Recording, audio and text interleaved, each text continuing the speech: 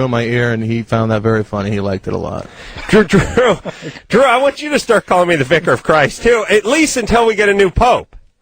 But then it may stick. That'll be in 20 days. And then it's going to be awesome, too, like when I get into trouble, like, what happened to the Vicar of Christ? I took a swing at his wife. He's in county. Wow. Vicar of Christ? Yeah. Yeah. Can you hear me? Drew, that's you. It's me. Yeah, what's happening? I just wanted to break in and talk to the Vicar of Christ, if I might. Here he is. Thank you. The Vicar of Christ is perfect because it's like... Very noble. Adam running late is like, oh, Christ, Adam's running late. But the Vicar of Christ is running late. Oh, well, we should be honored that he came at all. A couple things here as I was sitting here listening to the show. First of all, congratulations. Mazel tov, as you refer to the Vicar of Christ, you say Mazel tov, right? Mm-hmm. And this was Chris's night, man. This was his night to shine. He was filling in for me.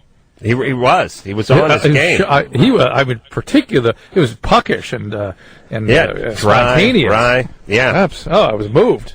Particularly like his cameo appearance. Did you hear the way we did that little role-playing thing? Particularly when he talked about you as the vicar having an off night, I was moved. Let's try one more, Chris. You ready? Yes. I'm going to be producer Ann. Okay. I come in and I say, what's going on? Where's Adam? And you say, I think the Vicar of Christ is taking a leak. Okay. Okay, you ready? Yeah. All right. I'm producer Ann. Right. Oh, the show's going to start soon. What's going on? Where's Adam? Well, I think the Vicar of Christ is in the restroom right now.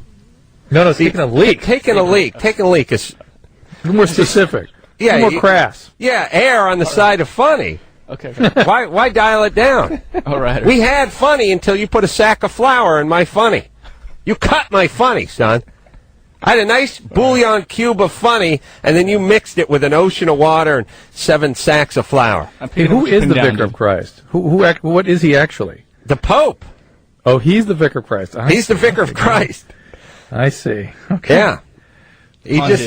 Yeah. The Pontiff, the Vicar of Christ, they're all his, maybe he's even his eminence. I don't know if he's the Pope, too. All the eminences and the vicars, I think they're all the same guy. They're all the Pope.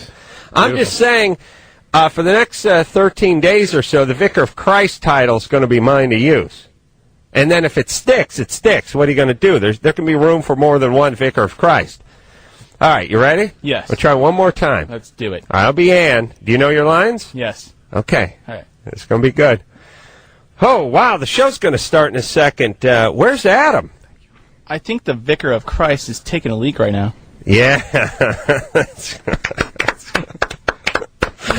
That's awesome. That's awesome. And like I said, any bad press, child molestation charges or wife beating or substance abuse, like breaking news, the Vicar of Christ has entered rehab. It just makes everything sound that much more noble. But on a separate note, Adam, I think you proved tonight that you really should set up a school of comedy and improvisational theater. I mean, should. Chris, he's moved. I moved emotionally. Well, I got to be honest. The first take each time was a little weak, but take number but you, two, the teacher, the master, brought him around. Yes. I did. Well, that's the whole thing. I listened to the Vicar of Christ. Yeah, I'm like the Vince Lombardi of comedy. You're going to hell. All right, let's talk to Jessica, who's 21. Jessica? Yeah. Oh, this is going to be good. Oh, okay. You're on with Dr. Drew and the Vicar of Christ. What's up? What's happening? What's up, Vicar?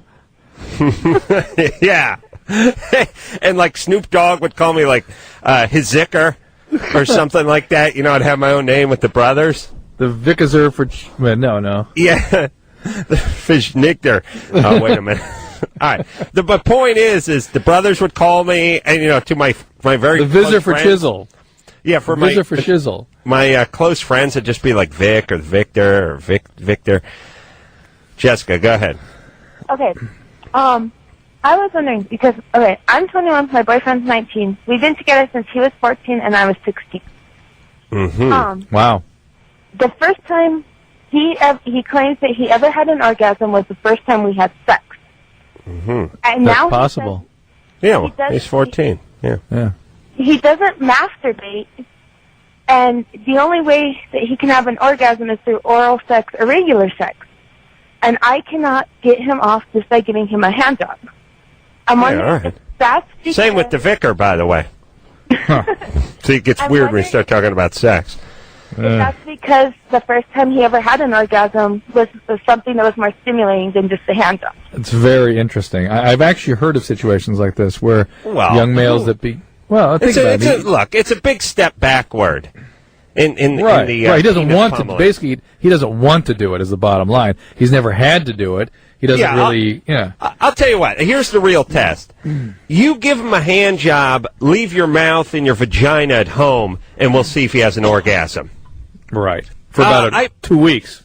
Right. I bet when you're giving the guy a hand job, you have your vagina in your mouth right there, and the guy's like, "Yeah, it's not cutting it." Right. You just show up as a stump that with 5 digits. I bet he has one. What do you think, Drew? Absolutely. Do you agree with the vicar? Yes, sir. Okay. Your Highness. Yeah. Your vicarness. Oh, what's with the hand jobs anyway? You're 21. You're a full-grown lady. No, I was just wondering because this is something that we've always talked about, and there's times when I'm just not in the mood to do much. But he needs to really develop a relationship with himself. Yeah. He really does. If you're not up for it, that's fine. He can go. He's been spoiled since 14. No kidding. This guy's like one of the Hiltons. Yeah. I can't believe it. What? He can't masturbate? He says that he's never been interested in trying because he's never had a reason to. All right. Well, give him a reason. Give him a reason. Okay. Let me say this: as the vicar of Christ, I feel like I really need to impart some knowledge to my flock, who just basically stand at the hem of my garment, waiting for me to impart words of wisdom, pearls. I'm listening. You listening, my son? You'd be amazed at what you can do when you have to do it. You have those kids that, the kids that won't eat anything but macaroni and cheese and fish sticks and stuff. Yes. Put them on the island over there with the Survivor gang for 3 or 4 weeks. We'll see what they'll eat. Exactly. That's basically how life is. You'd be absolutely amazed at what you can do if you just go ahead and take away that convenience or whatever it is. You take away the sex, you take away the oral sex. We'll see if this guy learns to swim. I bet he does. And until then, it's really easy, and some guys are really good at that, just like the kid who's good at getting his mom to go out to McDonald's or Pizza Hut every night. Interesting point.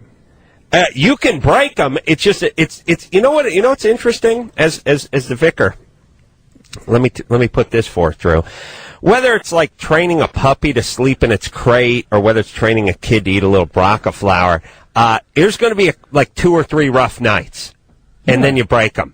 But if you keep giving in at that point where the puppy's crying, you just let it up into your bed, it'll just go on forever. And you know what's interesting? The people that, because I deal with this all the time in addiction, where we tell people to set the firm limits, there's a fantasy that develops. Somehow they're going to be destroyed, or the suffering is going to be too overwhelming.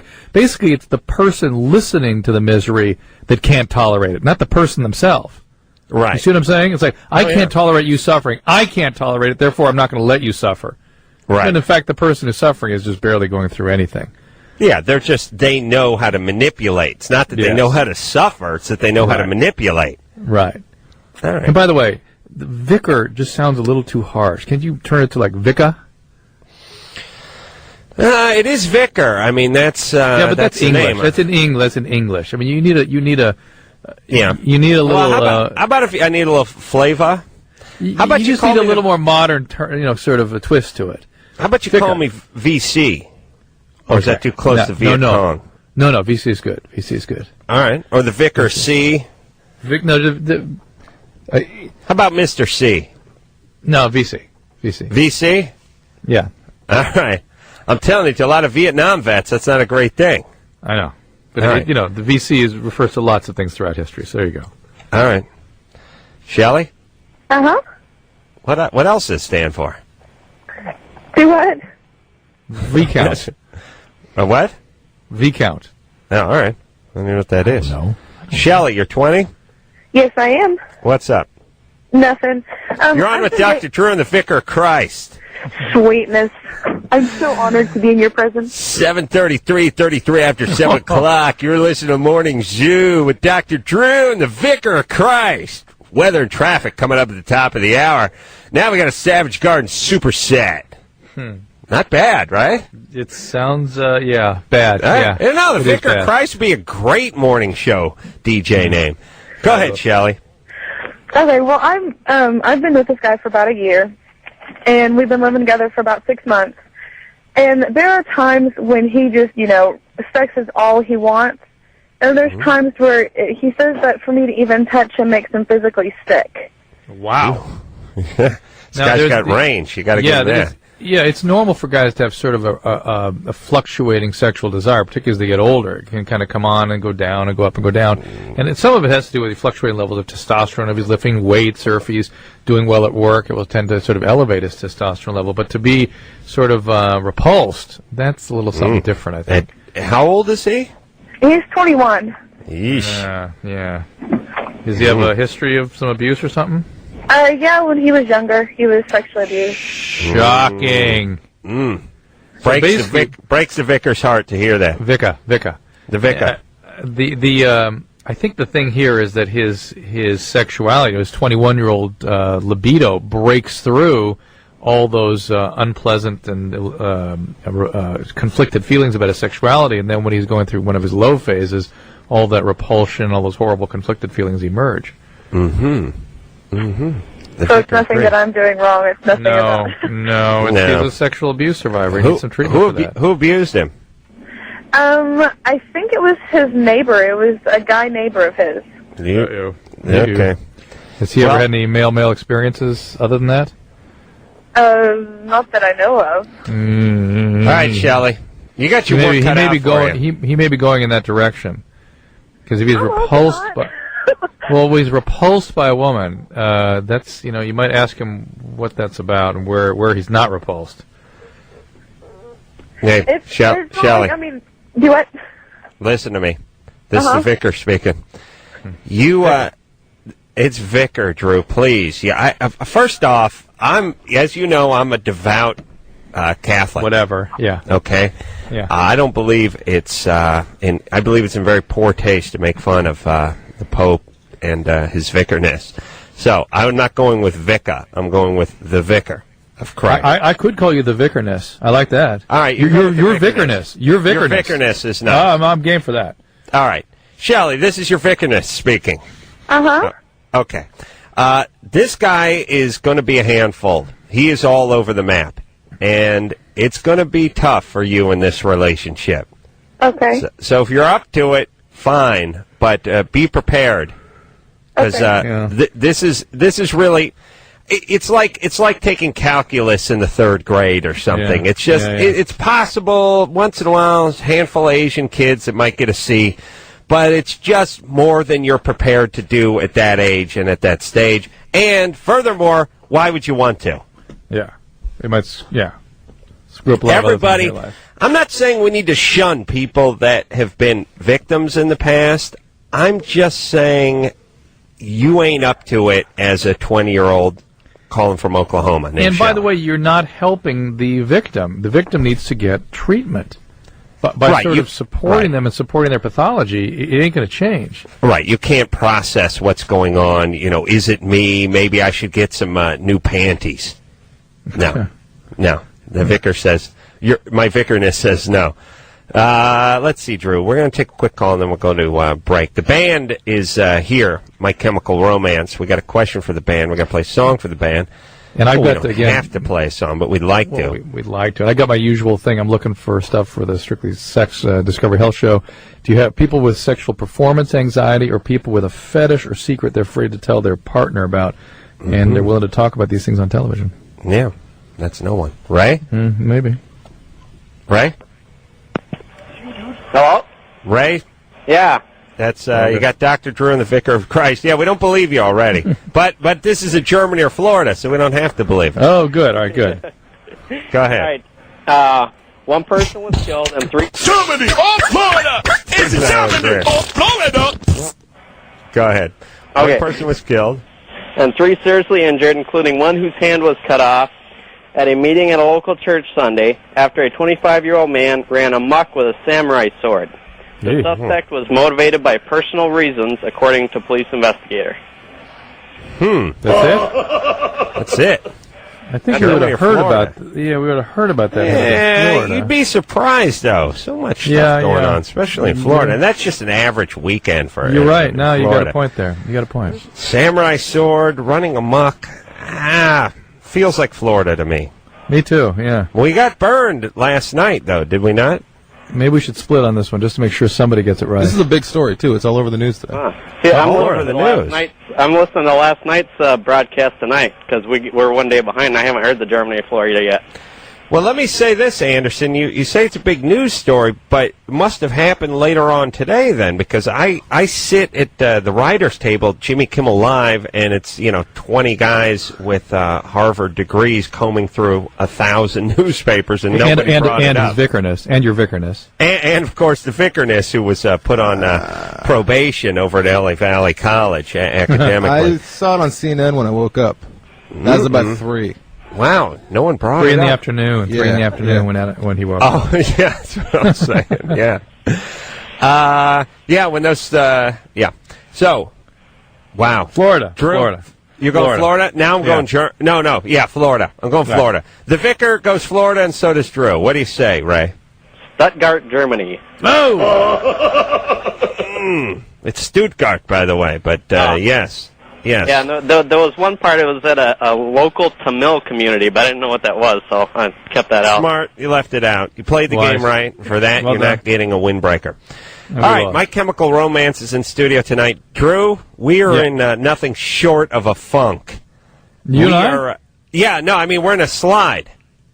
In this game with Germany. Yes. I was just thinking, maybe we need to break into a little Aces accordion countdown. Maybe we can redeem ourselves that way. Yeah, I should say. Well, I'll tell you what. I'll put that on the docket. We'll play it before the night is through. My Chemical Romance in studio tonight, fresh off their, I'm sure, fabulous appearance on Jimmy Kimmel Live on tonight on ABC 1206. We'll take ourselves a quick break. We'll be right back after this. I'm going to use it for 13 more days until they get a new pope in there, and then hence there's a new vicar of Christ. But I say it's up for grabs, and I'm going to work it for all it's worth right now. Drew? Yeah, your vicerness. Yeah. Oh, yeah, I heard a pot laugh. There's a pot laugh in this band. Yeah, Gerard, Mikey, and Frank all here from My Chemical Romance. Mikey has the pot laugh. Let's see. We're going to figure it out. There it is. What's me? Yeah, it's you. Yeah. Weird, because I don't smoke pot or drink beer or anything. Really? Yeah. Yeah. Now it's we'll hear it though, and it doesn't lie. The pot. There it is. Wait, maybe it's Frank. Wait, Frank used to smoke a lot. Yeah, I was a championship pot smoker. He had the Rasta hat. I had dreads. Really? Yeah, it was everything. bad, and they smelled like pot. Oh yeah, sure. Yeah. Remember that? We got pulled over one time, and they called me Nappy and searched us both for weed. And they asked if I was a vampire. That was the man doing that. Okay. Yeah, but here's the thing. Here's the thing about your hair. Your hair is like a smell sponge you just carry around with you. If you've been farting or toking, or smoking or drinking or screwing or doing anything, you just sniff your head. Your head is like a diary. It's like a diary that goes back like 2 days. Like you could go like, see, you smoked the bong load on Tuesday. Think you got laid? No, just oral later that day. They had a 6-pack of Mickeys. And you watched This Old House. You beat off. You went to sleep. Your hair does. That's so weird because that's what I did yesterday. You know exactly. No, I smell it. I'm not making that up. The vicar knows. But yeah, a lot of pot laughing going on. So smoked a ton of pot, but then put it away. No more? No more. I couldn't remember anything anymore. You know what's interesting is how that laugh is a residual effect. Yeah, that it is perpetual. It's amazing. That and the inability to do math. Yeah. That should come back. A lot of stuff. I hope so. I'm waiting. Reverses. But who says he could do it before he picked up the bong? Yeah, that's true. Right. That's the point. He stopped learning math when he picked up the bong. So, how many years of pot smoking do we have on our Oh man. Well, high school and college, and then the band started, and then I guess about a year into the band I stopped. Yeah. That's pretty good, though. It's hard to stop. Yeah. Well, there actually isn't a stopping. You switched. Uh-oh. What? Uh-oh. What'd he switch to? Well, alcohol, probably. All right. Rock? Did you switch to, I say switch to rock and roll. Yeah, I'm married to the rock now. Did you switch to booze? I drink a little bit, but not like crazy. Yeah, not like Gerard used to. Chocolate cake. Yeah, chocolate cake, definitely. I've been addicted to chocolate cake, butter sandwiches, and mashed potatoes. There's been a lot of quitting things in this band, actually. Can people, Drew, can't somebody just smoke weed for a while and then quit? It's actually pretty unusual. It's possible, but it's unusual. Usually people switch to either speed or alcohol. But Speed? It corrects the depression that the pot puts you into. I used to have really bad stomach cramps too, so I used to like kind of medicate with that. Well, let me with the pot. Yeah. Let me say this though, Drew. Show me a guy who decides it's time to quit pot at 35 after smoking for 15 years or 20 years. I'll show you guys going to switch to something else. But show me a guy who decides to quit at 23 or 24. Wow, that's how old I am. I'll show you a guy who probably could quit. Yeah, who can quit for a while? And you're it's right. not you're necessarily right. going to switch to something else. You're Is the vicar right. When the vicar's right, the vicar's right. Is he right? Your vicar. Thank you. So you guys did Kimmel tonight. Yes, we did. How was that? It was great. Yeah, we got to meet Grover. Yeah, Grover was on the show. They're booking characters from PBS, Drew. Yeah, they're booking fictitious characters. Drew, how does it feel that they'll have Sesame Street characters on over you? Does that bother you at all? Does that sting? That sounds about right. All right. And ancillary ones, too. Not just, Kermit and Miss Piggy. Going deep into the roster of Sesame Street characters. B-list. B-list Sesame Street characters. Scooter or something. Yeah. It's not Philophagus. All right, let's. So we're going to hear something off Three Cheers for Sweet Revenge, which is the name of the new CD. Guys are going to be on Jimmy Kimmel Live tonight. Starts at 12:06, and going to be playing the Vans Warped Tour starting June 18th. Who else? Oh, Transplants, Offspring, MXPX. The hell? Where's MXPX been? Haven't they? Didn't they do like a Pepsi commercial? I don't know. I don't think so. I don't know. They were. They must have been in here like 5 years ago, right, Drew? Yeah. Has it been a while? 4 years ago. Yeah, 4. Easy. All right. Weird. Are you guys from New Jersey, by the way? Is it flooding there now? Apparently. That's what I keep hearing. Really? Yeah. It's like torrential downpour. It hasn't stopped. All right, you ready? Here we go. Let's take a question from the band. Adam? Hi. Love you guys. All you guys. Thank you. Thank You're you. female named Adam? Yes. Female. Wow. You need both. Whoa. Wow. I'll tell you what, though. You can keep the name Adam because, I'm going with the Vicar of Christ now. I don't need it anymore. I'm going to sell it on eBay.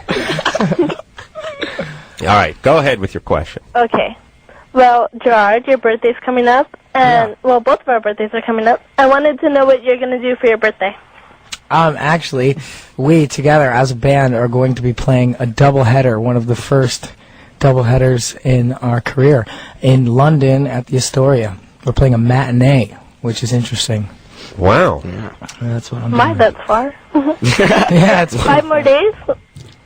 Yeah, it's actually not that far away at all. It's pretty excited. So you play like a 8 o'clock show and a 11 o'clock show? I think it's even earlier than that. It's I even think our earlier. show's at like 3:30. Wow. Yeah. Oh, man. Is that hard to do, or have you you've never done it before? No, it's hard. We've done, we haven't done anything early like that except for Warped Tour. Because Yeah. Warped Tour, Right. you always play early.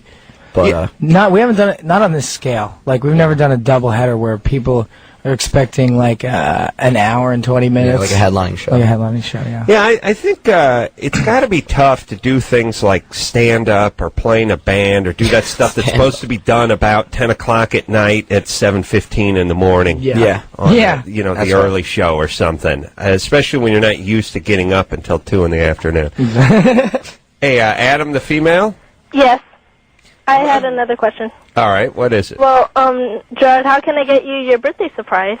How can I get Well, I don't want to wait till Warped because it's a lot of months away. well, I think we're playing with Green Day sooner than that. Like, that's the next thing we hop on. Oh, really? Yeah, like, we're very excited about that. We're coming anywhere near here, though. No? Well, where is she from? Where are you from? I'm in Commerce. It's beautiful. Oh, you've not been to the city of Commerce? Yeah. Picture a lush garden inhabited by beautiful, beautiful people. Yeah, city of Commerce. Awesome. Beautiful place. Yeah. I don't know. Like, well, we're going to be on the Green Day thing. Also, I mean, you could probably mail it. Well, what is the present so where we know would if I it's mail good it enough to? to, like, give you an address to mail it to? No. Yeah, what is the gift? It's a surprise. All right. Quiet down. She's 14. For the love of Christ. She's going to bed. When are you guys going out with Green Day? We're going out with them. soon. Yeah, right Like after the 15th it these starts. string of UK dates. We come back and we fly to Florida. I love Green Day. Me too. Yeah, me too. People don't give Green Day, or I think they get lumped in with other bands sometimes, but people forget what a great live act Yes. Green Day is. I think that used to be the case. I think now they. And I think they've stepped up and stepped out, but it's weird because they've been around for 10 years, great, and just a great, like anyone who sees Green Day live it becomes a Green Day fan. Yeah. And still, they were just sort of, I think in a lot of people's heads, they were just getting lumped in with a bunch of other bands, and somehow they've stepped it up. Did they get some Grammys last They year? did. this year? They did. They won. Oh, good. All right. Well, Mazel Tov is half of Drew's religion No, would it's say. the vicar would say. The vicar is doesn't say Mazel Tov. Please, Drew. No, he blesses people and that kind of stuff. I hit him with my. I use that thing that incense thing on a chain. Oh, sensor. I swing that thing around. Yeah. Frankincense. Yeah, the frankincenser. I do that. I also splash water on people, and once in a while I hit them with a scepter. And I might even dub them something. That'll learn them. That's how the Catholics do it. Well, let's talk to, let's see, Buddy. Buddy? Hey, how's it going? Good, you're Pretty 25. What's up? Adam, just want to tell you you're excellent. Talk to Drew. You're all right. My Chemical Romance. My question for you. A 25-year-old male, been dating my girlfriend for 4 years. She's used birth control, the pill, the shot at one point, gone through probably 4 or 5 different types of birth control within the 4 years, and still to this day when we have sex, I cannot ejaculate in her. Come on, don't be such a pussy. Drew, please. Why can't you? In front of the Vicar of Christ. B word. It's more of a paranoia or obsessive compulsive.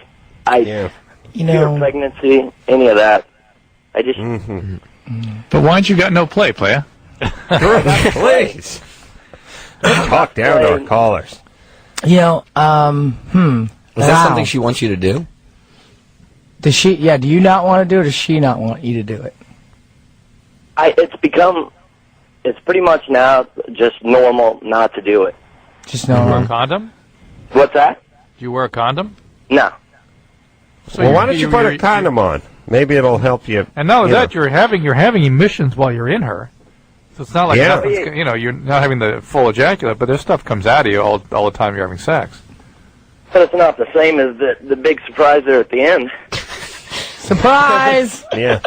Horrible part. Here's how I feel. If she's uncomfortable with it, Adam. No, That's Buddy. Buddy, I'm sorry, buddy. If she's uncomfortable with it, that's ultimately, it's a really hard thing for a girl to go through, especially if she gets pregnant. She's comfortable with it. He's freaked out about getting her pregnant, even though she has all these barriers up, right, Buddy? Well, she's now on a low dose, and I don't know what the difference between a low dose and a normal dose is. None. Hey, buddy, don't worry. It's not your issue. She's being followed by physicians who know what they're doing. You've got virtually 100% protection. This isn't about that. This is about your craziness, your obsessiveness. Quite possibly. Or as maybe well. she's a little, she's a little augured out down there or something. You're not getting the friction you need. I mean, nothing's 100%. So, I mean, if you're not ready to take that step and maybe have a kid, then you probably shouldn't do it. No, now you've just freaked him out. I'm just saying. I mean, because think about it. People that do that and then get pregnant, and do you have a stable job? And say that were to happen, could you afford to take care of it and take care of it like a man? Oh, wow. I'm going to go with no. If push come to shove, I could do it. What do you do? But it's not something you want to don't do want right now. that. What do you do, right? And I don't like. What kind of name is Buddy? It always sounds like someone's asking for directions from a cab. You know, hey buddy, hey buddy, listen, hey buddy, can you hold it down a job, huh, buddy? Are you going to get her pregnant, huh, buddy? And then who's going to raise that kid, buddy? It just sounds like you're being dressed down all the time. It's like naming your kid Mac or Bub. Bub. Drew, you should have a kid name him Mac. Listen, Mac, you better do that homework, Mac. Or Bub. Hey, Bob, I ain't kidding with you. You finish that broccoli, Bob. Broccoli. Yeah. Buddy is disconcerting. I would just say this. If you're not ready to have a kid and you don't want, like, if you were to have a kid and wouldn't be happy about it, then you really shouldn't have that kid. Yeah, don't pop it off. But she is on birth control, which is 99.9 whatever. But it's still not 100%. And if that were to happen... It is so close to 100%, though. It is so rare to have a problem with that. Yeah, it really you is. If she's can't using tell me it that properly. someone hasn't had a problem with that. No, I can't tell you it never happened. But it's like I can't say no one's won the lottery either, but it's not going to happen to you. No. It's like saying, look, if you're not prepared to get into an accident, don't drive a your car. car. And you're going, well, I'll put my seatbelt on and I won't drive drunk. And you're going, I don't care. You could still get into an accident, which is true, but eventually you got to get to work, and it's a risk. Not you guys, but it's a good the vicar's got to get to work, and it's a risk you take. But I agree, not wearing a seatbelt, driving drunk, and not turning the lights on at night is like not using any birth control at all. Right. He's driving a Volvo with 13 airbags in it, but it doesn't mean that a tanker truck can't run over him and crush him and explode. It's just probably not going to happen. He could always try like a hypnotist, you know? Yeah. Hey, buddy. You know what? I'm going to have to look into that now. No. Here's what you need to do. If phobias and anxieties could easily be treated with hypnosis, we would not have those in this world. You need to much get more over. complicated than that. Yeah. And I don't know what's going on with you, but you need to look into it. And how are you having an orgasm now? Oral sex? No, you just pull out. No, so let her rip. Well, whatever. That's fine. It's the frontal shot, but that gets old after a while.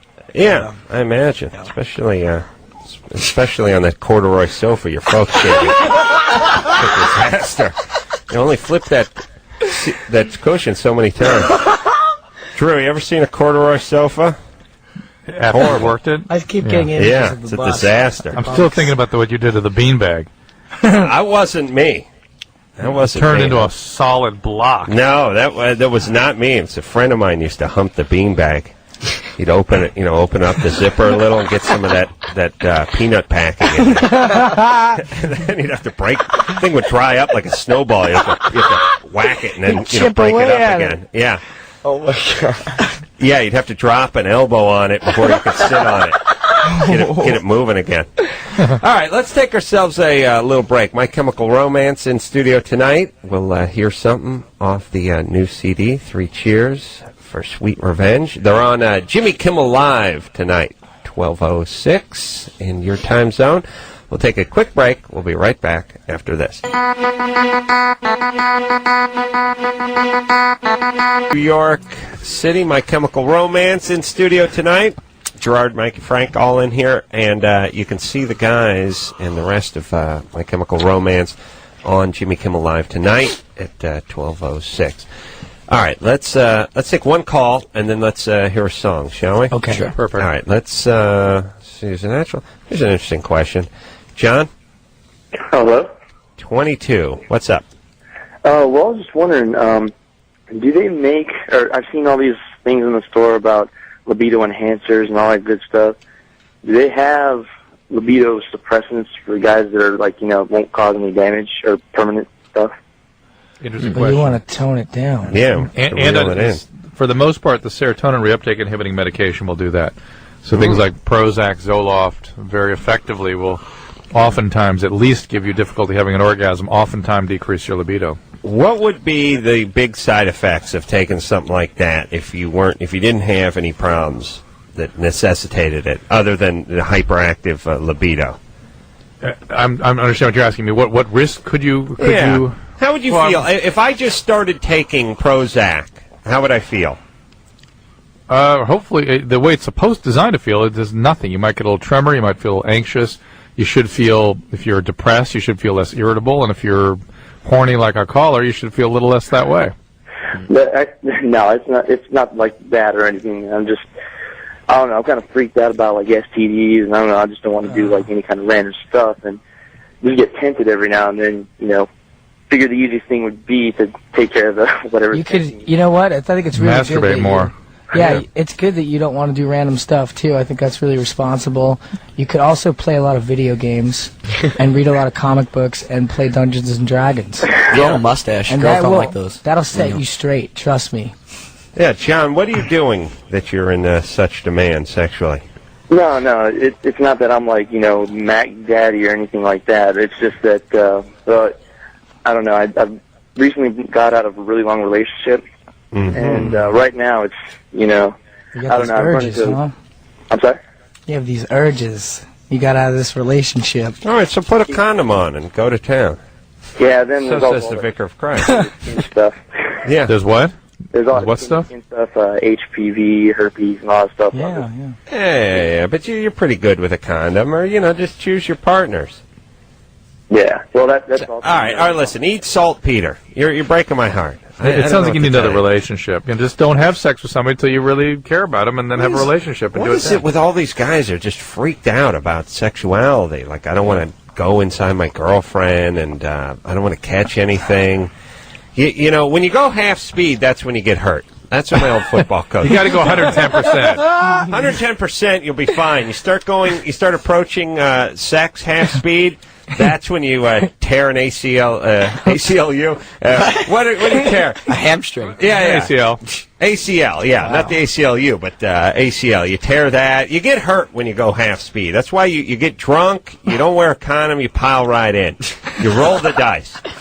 That's what the Vicar of Christ has to say. All right, can we play a My Chemical Romance song, Anderson? How long is the song? How long's the song? I don't know. 3 minutes? What do you think? Well, Chris, how long's the song? 3 minutes. 3 minutes. Do it now. Do it now. All right. Do it. Here we go. Here's a little something from My Chemical Romance.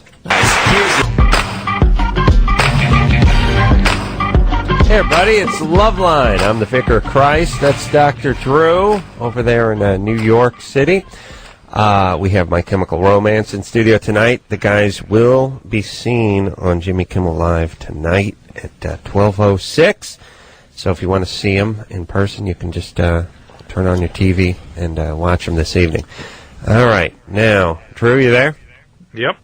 All right. We'll speak to Ashley. We can even talk to Ashley. He's 21, watches porn with boyfriend, and he gets hard when the guys are on screen. Nice. Could be trouble. Or Rachel, whose boyfriend cross-dresses. Oh, they're both good. Wants to know if it's going to be a problem when they get married. Yeah, thanks. Rachel? Hi. Hello. You're 23? Yes, I am. Your boyfriend cross-dresses. Well, we've been together for 3 years, and within the first couple months, he explained to me that in his own personal sexual time, he occasionally likes to dress as a woman. And I explained to him that that was okay for me as long as he kept it separate from our relationship. And there have been times when I've come home and he's been, like, with my clothes, and I've explained to him that that's unacceptable. Really? Here's the deal, Rachel. These kinds of behaviors don't exist as some sort of isolated feature of his personality. It's not like that's the only thing, and that's just sort of sliced away from him. And the way you're like in denial about it. It's like, well, that's this thing he does. That's him. Mm-hmm. That's a part of him. Yeah. And that's a reflection of something that's happened to him, some trauma. Now part of him's on your blouse, by the way. Using that thing like a squeegee. No. Oh, yes. Oh, yes. Yeah, I think unfortunately, yes. I think you need to accept that about him or move on. I think you guys need to rent Ed Wood and sit down and watch that movie together. Put things into perspective, yeah. How does he look in your clothes? Does he look I haven't seen him. I thought you said you caught him in them. Or maybe it was just the under things? It'd be under things? Well, how did you catch him? What was he doing when you came home? I came home, he was, putting stuff away, and I was like, oh, great. Well, maybe he was just packing. I was like, okay, dude. Cleaning up. What's he do for a living? He works at a hardware store. Fitting. So I can accept it now, and we talked about it, and he personally doesn't want to keep doing it, and then the whole thing where he. That's really weird. Yeah, that's weird. Is he just saying that because you kind of freaked out about it? Perhaps, but he is freaked out about it as well. He says he feels ashamed when it happens. Yeah, but Rachel, you got to get out of your head. You're like, we talked about it, and I can accept it, and it's going to be okay with me. Now, come on. He's doing this thing. It's a peculiar behavior that's a reflection of some sort of significant trauma. He needs to get treatment for it if he wants to stop, particularly if it distresses him. That's great. It's a motive. Well, he's going to listen. Like I'm telling you, that this is just this is a symptom of something bigger, and he needs to see somebody, and maybe these symptoms will settle down. He can figure out what's going on here. Hold on, Drew. This is Vicar talking. Yes, Vicar. Yes, sir. Let's work this out for a second. Okay, so there's a few things we can agree on, which is. When people say, look, I only do this once in a while, it's untrue. It's sort of like smoking crack. You either do it or you don't. It's not once every 10 to 18 days I'll have just one hit off of crack. It's right back to work at the law firm. It's not right. It's either you're either in or you're out with this thing. And it's not like any of us, I dress like a chick to have sex with myself. Maybe once every 2 years. But that's about it. Now, you either do it or you don't. So that's number one. Yeah. So you people that think the guy's not smoking the crack or not dressing like a chick every night or every other night are just being naive. He's just telling you as much as he wants you to know, and you're believing it. Right, and her sort of categorizing it intellectually doesn't do anything. Right. Like I'm okay with this. He's like a robot when you talk that way about his behavior. The other thing we know is Drew expressed earlier in the call, that these things don't exist in a vacuum. You can't just be the world's most adjusted guy. He's going to be the world's most loving husband and father, and so on and so forth, and dress like the chick. There's usually some other baggage that comes along with that. It doesn't mean you have to be cut loose, but it just means you need to recognize it, not just treat it as, well, just this one thing I do. Or no, and by the same token, she has to not treat it as, it's just this thing he's into, it's his little hobby. Yeah, no. This is a reflection of some significant difficulty with what's called affect regulation and a sense of himself as a complete sexual being. And as a result, it's going to affect your intimacy, it's going to affect his ability to regulate his feeling states. It's something he needs to look into. But on the other side, Drew, it may be a nice little check valve for him to let a little steam off, and if you try to suppress it, he may spin out a little bit. Yeah, like what if you... I'm not saying suppress it or judge it. We cannot judge Adam. It's impossible to judge. Impossible. Right. But he is distressed by it. She is distressed by it. Even if she doesn't admit it. Her rationalizing does zero. He needs to get some treatment. All right, well, how do you treat this? It depends. It's a symptom. It's like saying, how are you going to treat that depression? Well, you look into it, you find out what's going on with that person, what the issues are, what the biology is, and you have a treatment plan. Do you think maybe he finds it sexually stimulating? Maybe it's something else. Maybe it's not this compulsion. Maybe he was just kind of horny when she walked home, and he decided to put on some girl's clothes. Like maybe it's just something that he's into. No. Oh, he is into it. No, I mean he does find it sexually stimulating. Maybe he's not saying that he that it gets him hot or something. Maybe that's all it is. He masturbates on her clothes. I guarantee it. Yeah. Oh, really? Well, listen, I'll throw down an old tank top or something every once in a while just to protect the furniture. But that's not. You run out of paper towels. That is not the same thing. You understand me? I think personally, she may need to find out if he's just really sexually into this, and then accept that too. And maybe it's not like a negative thing. I agree. It will be a hard one to break if this is what he's really into. Yes. Now the vicar does not use a bib, if that's what you're asking. True. Paper towels usually will suffice. That's what I'm saying. All right. All right. Let me just say something to Rachel. Rachel. Yes.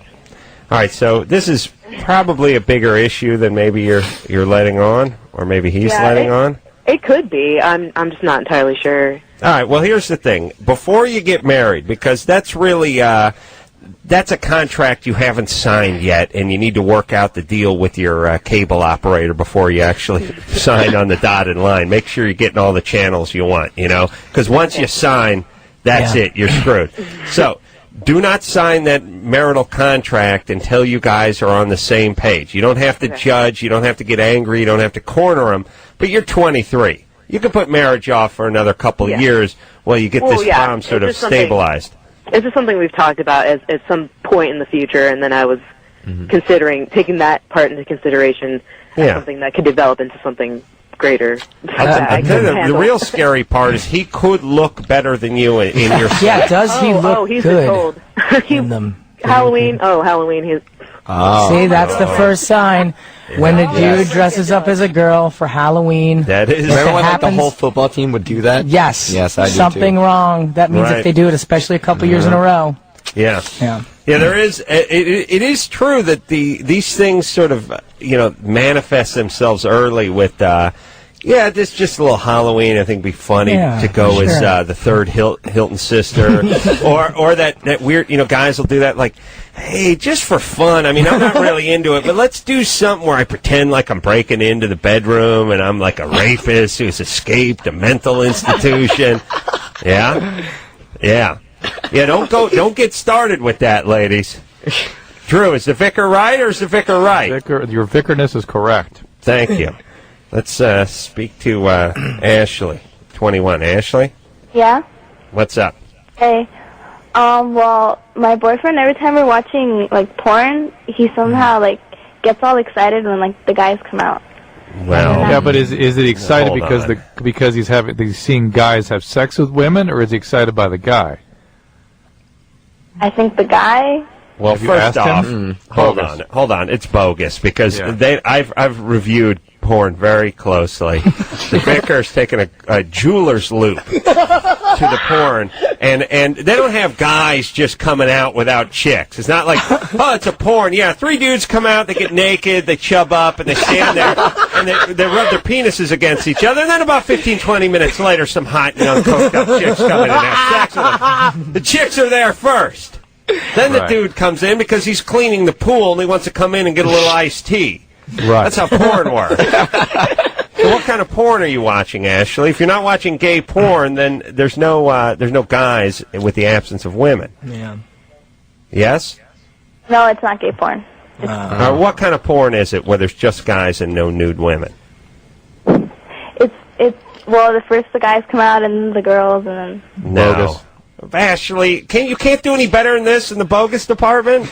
And who put you up to this? You're not really gay boyfriend? The boyfriend is sitting right there beside her. Put him on the phone, Ashley. Hand him the phone. Put him on. Oh. There's my little sister. She want to talk to. Hand the phone to his gayness over there. Come on. Hello. Who is this? Hello? Jordan. Jordan? Yeah. Are you Ashley's boyfriend? Yeah. All right. Did you put her up to this? Of course. Yeah. Okay. First off, how old are you? She's not 21. How old are you? 17. 17. All right. No, Listen. he's not even 17. All right. He's 14. He hasn't been born yet. We have to travel to the future to talk to Jordan. Listen, Jordan, I like making prank phone calls as much as the next guy, but you got to get the beats down. You understand? Yeah. And let me explain something about women, and especially young women. Here's the way it works. We figured out that guys are the only sex that does bogus phone calls. Women don't do it. But once in a while, a guy will put a woman up to it. He'll turn a woman out. Because we're not. It's like when the terrorists get the blonde chick to carry the bomb. We're not looking for it.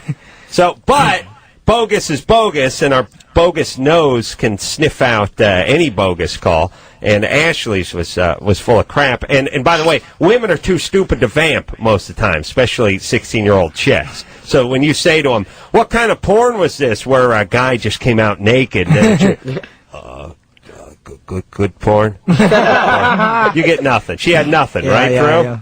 Nothing. A guy comes out, then a girl comes out. No right, way. and then when I busted her on it, she said what?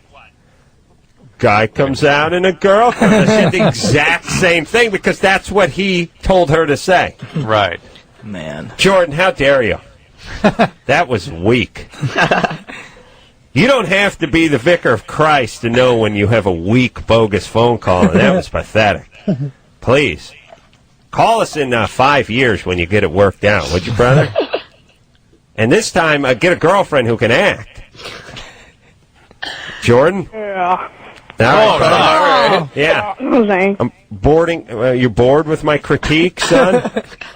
No. If you don't listen, you're never going to learn. That's right. Really. All right, buddy. Have fun on that scooter. Put your helmet on. Huh? Need you any slower than you actually are. Oh, that was so weak. So bogus. See, here's the thing. When people ask things that don't really make sense, and everyone thinks we take a ton of bogus phone calls on this show. We don't want to. If somebody's saying something that doesn't make sense, even if it seems interesting or funny or provocative, we don't want to talk to them. She did not believe what she was saying. She couldn't support what she was saying. Yeah. Therefore, we don't want to talk to her. The cross-dressing one was good, though. Yeah, that was real. Valid. Right, and you know, it's an interesting point, which is people think they judge a call's boguosity based on how outlandish the call is. Right. But the cross-dressing call was an outlandish call, but it was a real call. This was less outlandish, but not a real call. Yeah. We could tell by the experience the person was having. Possible. All right. Let's. Drew, are you getting that echo now? No, you? Yo, what do you think? They just bring it up randomly once every hour. You're getting it from my voice or your voice? No, I'm getting it from my voice. Oh, great. Yeah. It's like having a guy with a deviated septum just yell in your ear a second after you say whatever you say. Anderson, can we fix that? How about this? Is All that right. better? All right. Here we go. I got fixed. Test. How's that? Ooh. His cans were too hot. Drew, Yeah, turn yeah. your cans down. Your cans are too hot. That's a lot of radio talk. Slide You know the what- potentiometer down. Yeah. You know what? I've got shingles on my head. You do? And, yeah, it's hard for me to wear my headphones. How bizarre is that? That's a bummer. That's really weird. Oh, felt my bad. God. How did you get shingles on your head? The guy pulled out and There it pinned it on goes. you? We're traveling all over the country and putting on Yeah, strange travel. people's cans. That's right. And being in These are Mexico strange 7, guys. and my neck is swollen. I've got, it's just a pain. These poor guys, engineers, are watching me with cups of hot water I'm holding against my neck. Yeah, really. Shingles is painful, right? No kidding. It's like someone holding a torch to your head. All right. What's it? Is it red? Is it discolored? Is it? It's on my scalp. You can't see it. I can't even tell what. At first, I thought it was like an infection. Then this is what this is. Oh, How do you know you have shingles? I could just tell. I mean, it just feels. It's a neuritic pain. It feels like it's on fire all the time. My glands are swollen. It's perfect. All right. Perfect. Maybe you're in love. Think about that. Scabies. Could be scabies. Could be love. Yeah. Could be Could be pregnant. All right. Could be pregnant. All right. Let's take a question for the band. So says the Vicar of Christ. Ann, Yeah. you're 15. Yeah. You have a question for the boys? Yeah. I just wanted to know how you guys got started as a band. Okay.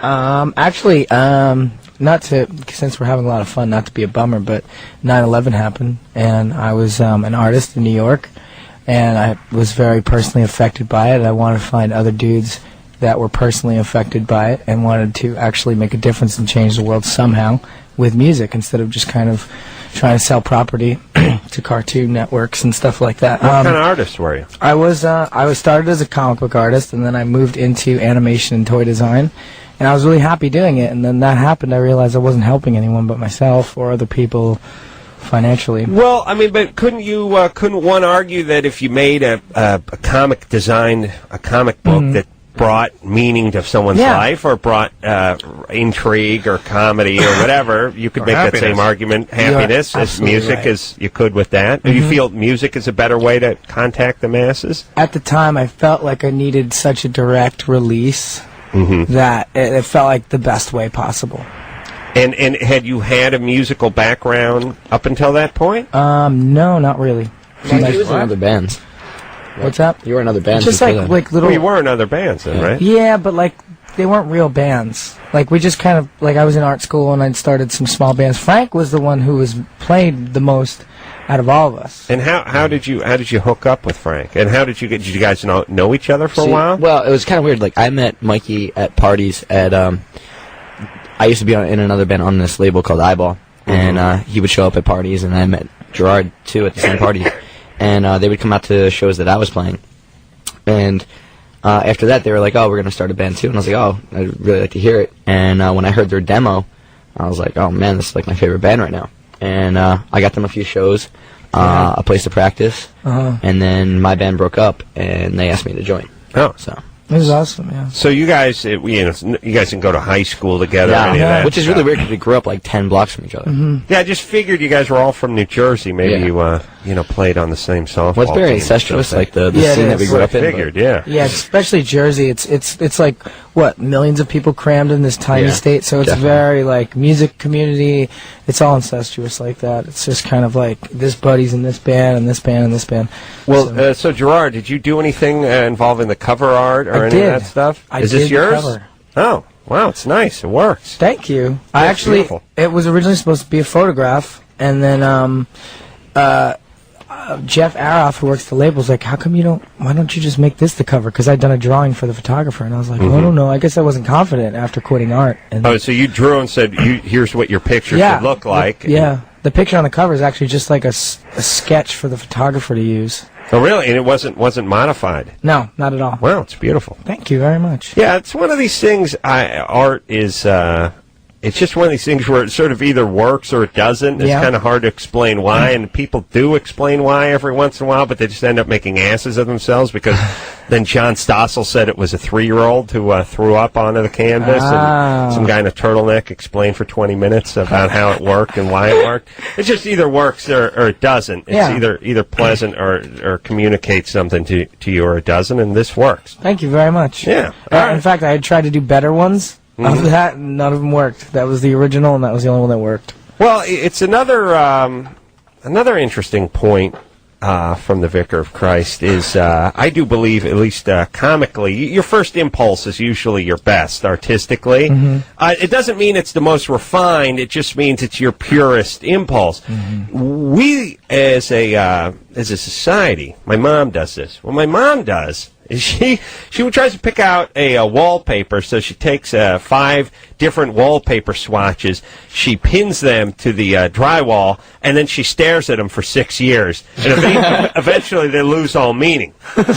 Your best bet is to have someone else pin them up, you turn around and look for 10 seconds, and then turn around again and make a decision. Right. That's when you're at your purest. If you just keep repeating something, it's like a word you say over and over again. It just kind of loses meaning. Yeah. And I don't think a lot of people know that artistically. I think your first impulse is sort of your purest and sort of your best. I agree with you, and we've kind of gone off that instinct with this band since the beginning. It's just like your first intention is definitely your most purest, and our intentions were always very pure because of that. We just kind of went on gut feeling and instinct and never looked back at all.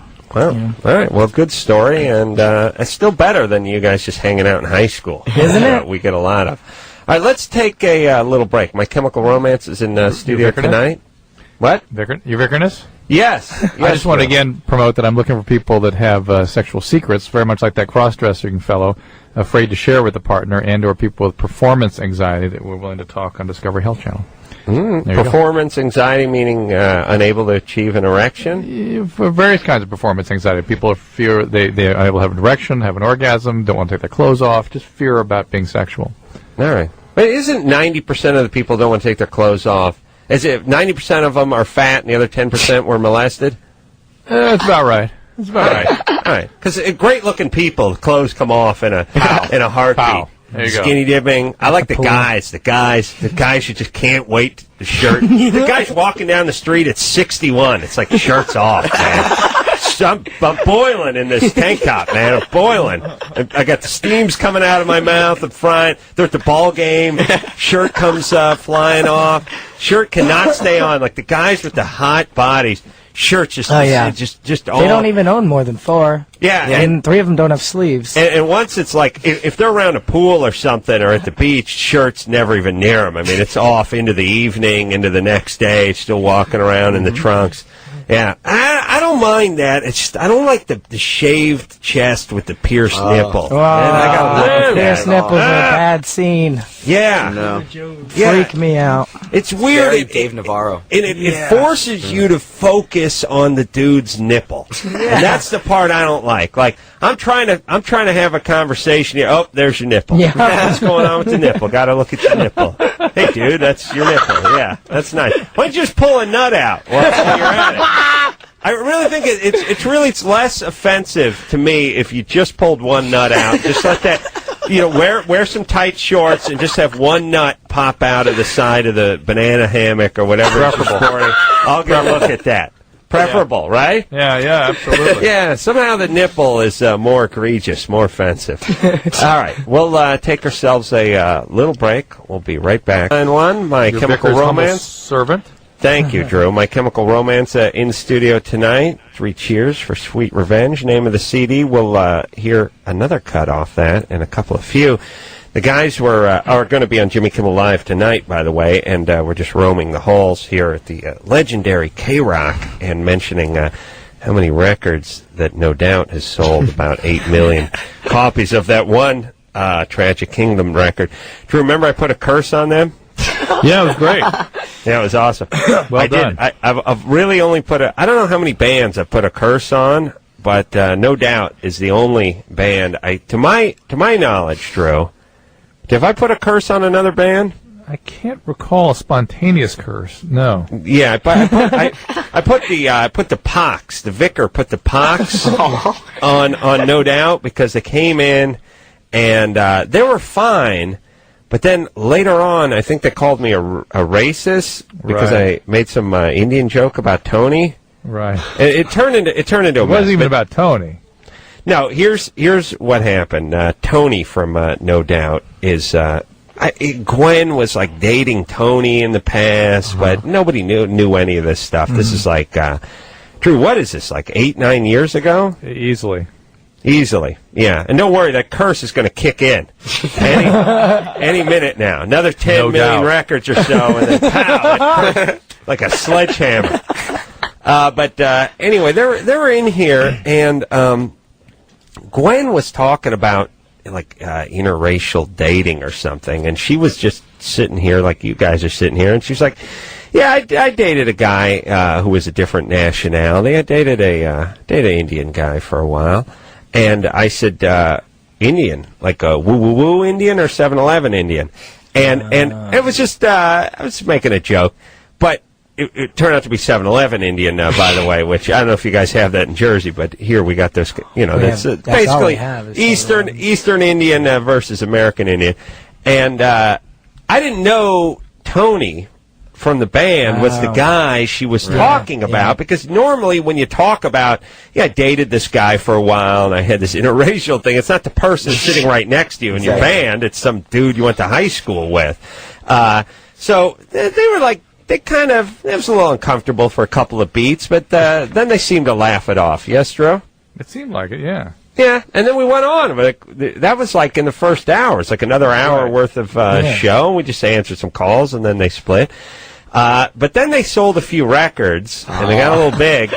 And then I think about a year later, they were going to come back on the show, but they said, no, that Adam's a racist, so we're not doing the show. And it's true, I'm a racist, but that was not part of my racism. I was just making a joke. I do believe, people of color are inferior to the white man, but that's not. God. Well, I mean, let's be honest.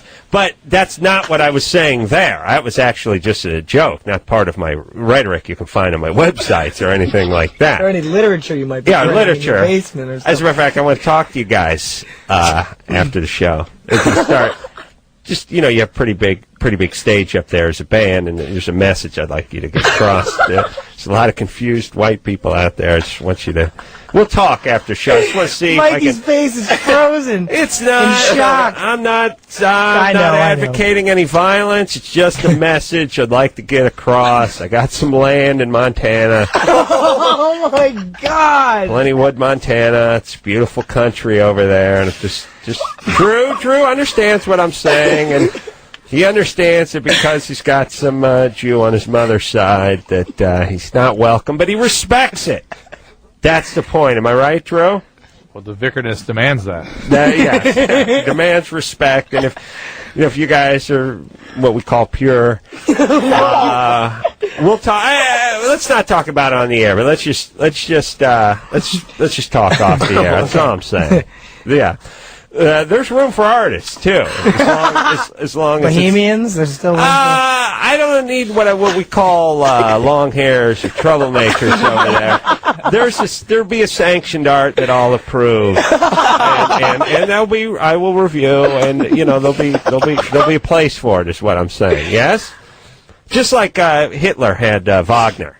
We'll need music over there too. Yes, Drew? And architecture. That's right. All right, we'll work it out.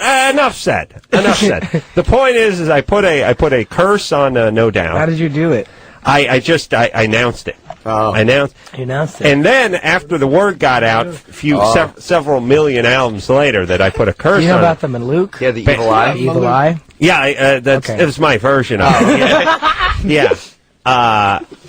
After several million albums were sold and the word got out that I put a curse on them, bands would line up waiting for me to put a curse on them. Management calling all day, begging for me to put a curse on Black Grape or Chumbawamba or something. It's got to be spontaneous. That's my Harvey Danger wanted a curse. I remember that was just about 6 months ago. They called. Do you know anything about Sean Ryder? Speaking of Black Grape, I love. No, I don't know anything other than they came in here drunk off their ass about 10 years ago. Those guys, that guy has some history. They wish I put a curse on him. I was this close too. Remember, Drew?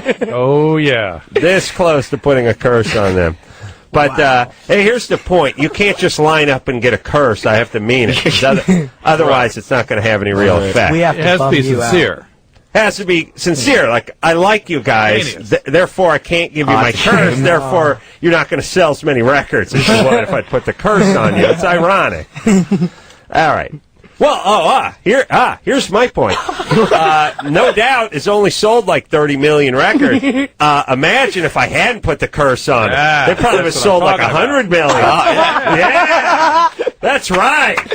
Yeah, how do you like that? 70 million less because of the Corolla curse. The curse of the vicar. That's a good way to look at it, Drew. I hadn't looked at it that way before. You're right. See, yeah. All right, let's speak to Amanda, who's 22. Amanda?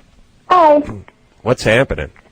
Well, I had two questions. I was wondering, I just had a baby 6 months ago, and Congratulations.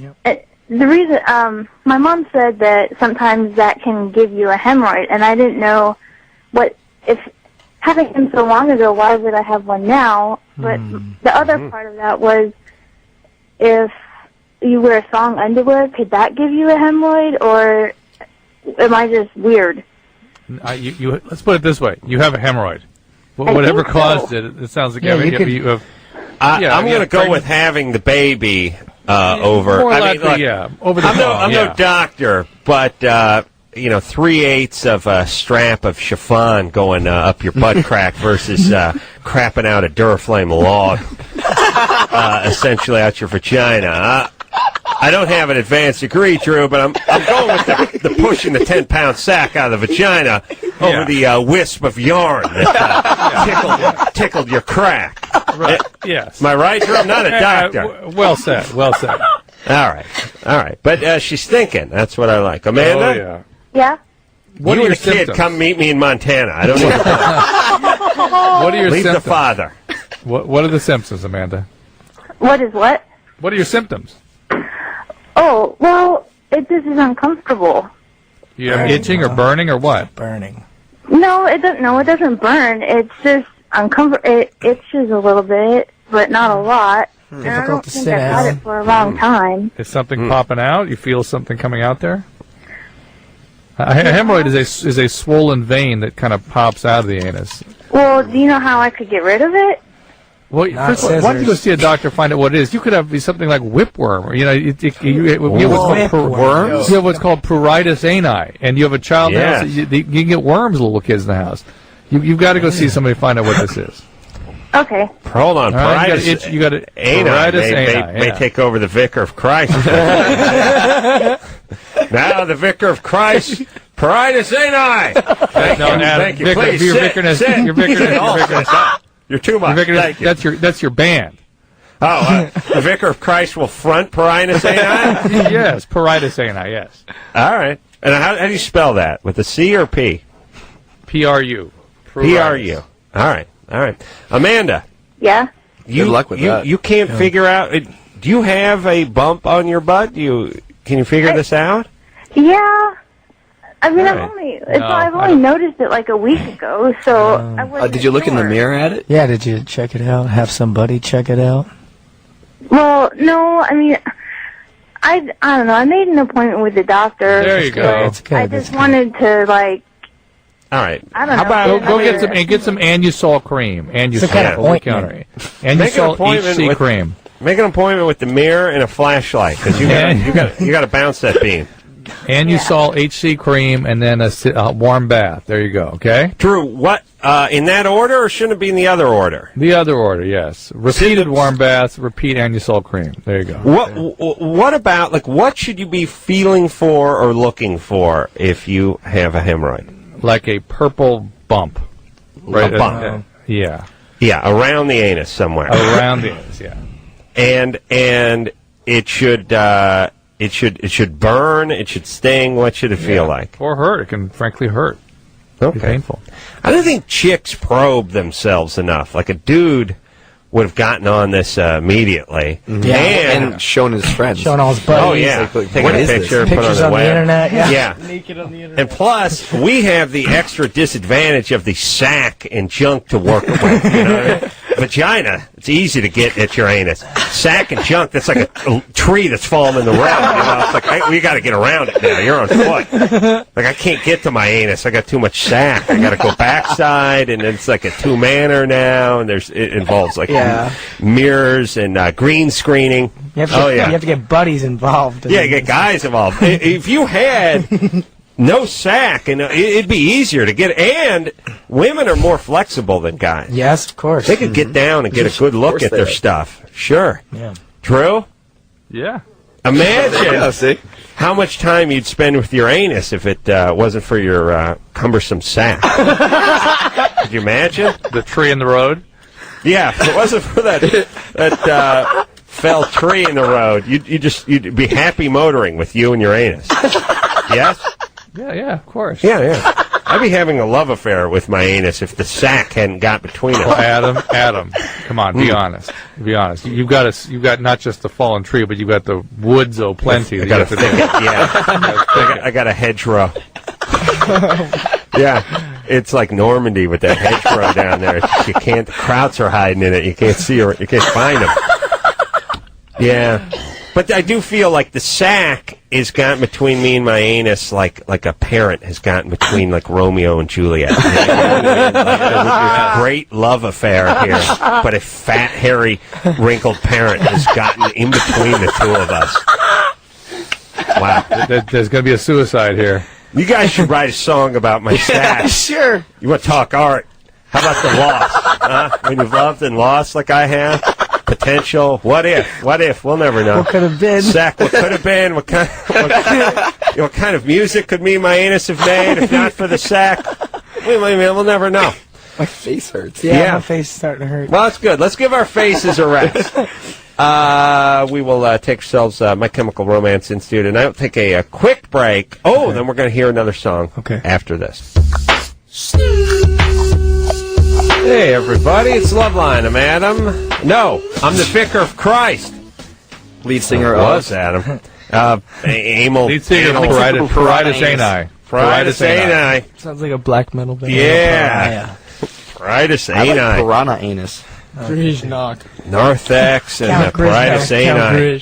Yeah. Lead front man, the Vicar of Christ. I think we've lost all three of our Catholic listeners tonight. All right. That's all right. That's a shame. We got the atheists. We will hear a little something from My Chemical Romance, and just I think we'll take one call and then we'll hear a song. It's not going to be long either. Take it, not the song, the call. Oh, right.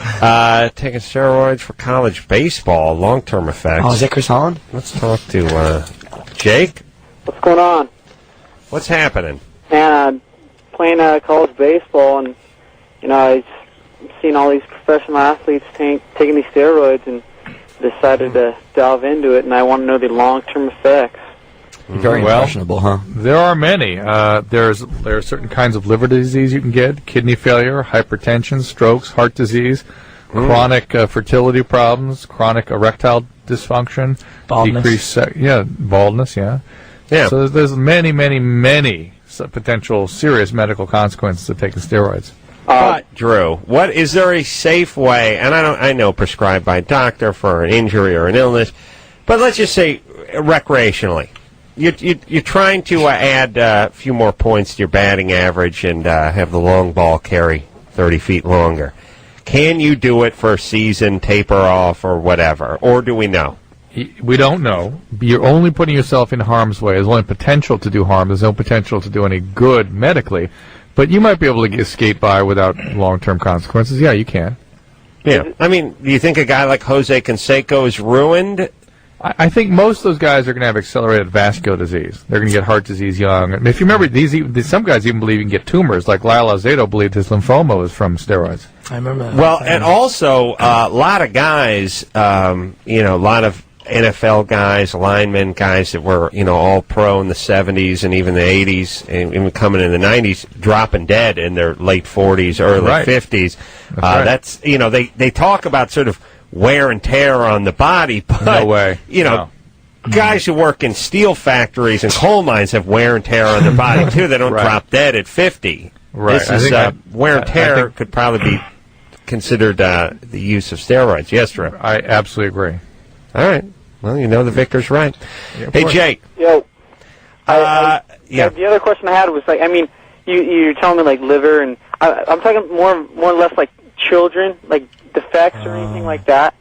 No, but you can not have children. You can get chronic fertility problems, as I said. Okay. All right. And you can get a lot of zits, which won't allow you to get laid, which means you can't have any kids. So you break it down like that. But all right, Jake. Do your thing, but how about you just work out a little harder and eat a little of that creatine or something that's sort of in between, Just pump iron and listen to some Kill Switch Engage. Because that's not nearly the impact of the pharmacology. Well, what about like creatine or something like that? Not even that'll close? help. It's maybe a pop gun compared to a cannon. Really? Well, yeah. Well, but there are guys who have a natural capacity for it. Of course. For responding to working out, and that kind of which is stuff. how sort of the vicarness intended it in the first place. Yeah. When I sat down to design Man, I gave myself these big bushy eyebrows. First order of business. I want all the eyebrow. I'm going to Bogart the brow. That was the vicar's first order of business. Second, all men not created equal. Some guys got the big guns and the thin waist. Other guys got the swivel hips and the spindly arms. But I said, we can hear. We're going to hear a song, but let me tell you about the Vicar of Christ. All right, good. I don't care about them big guns. I don't care about the six-pack abs. Not interested in the matinee idol good looks. I want the brow. Give me the brow, bro. That was my thing. Give me the brow, bro. I'd say that all the time. And that's, you got the brow and the Brillo. Yeah, the Brillo head and the brow. Because chicks dig the brow and they dig the Brillo, bro. All right, let's hear a little something. Is the Vicar right or is the Vicar right? Vicar's Chris? right. Vicar's right? Vicar's right, yes. There you go. Yeah, it's not Vicar, it's the Vicar's right. The Vicar's right. There you go. Let's hear a little something from My Chemical Romance. And this one, you queued up there, Chris? That I am. All right. Is that affirmative for the Vicar? That I am. All right. That I am. We will, it's like he's some kind of children's book from the early 70s. Let's hear a little something from My Chemical Romance. This one is called I'm Not Okay. Yeah. My Chemical Romance, everybody. In studio tonight. We're going to take a quick break. We'll be right back after this. Mercifully. Thrice coming in here. Thank you. Yes, the Vicar of Christ will be in tomorrow night along with Dr. Hallelujah. Thrice will be in here tomorrow night. Whoa. And then Dave Attell, a very funny stand-up from Insomniac, is going to be in here on Wednesday night. I want to thank My Chemical Romance for coming in tonight. Thank you. Always a good time. 3 cheers. Yeah. I meant the first hour and the second hour. 3 cheers for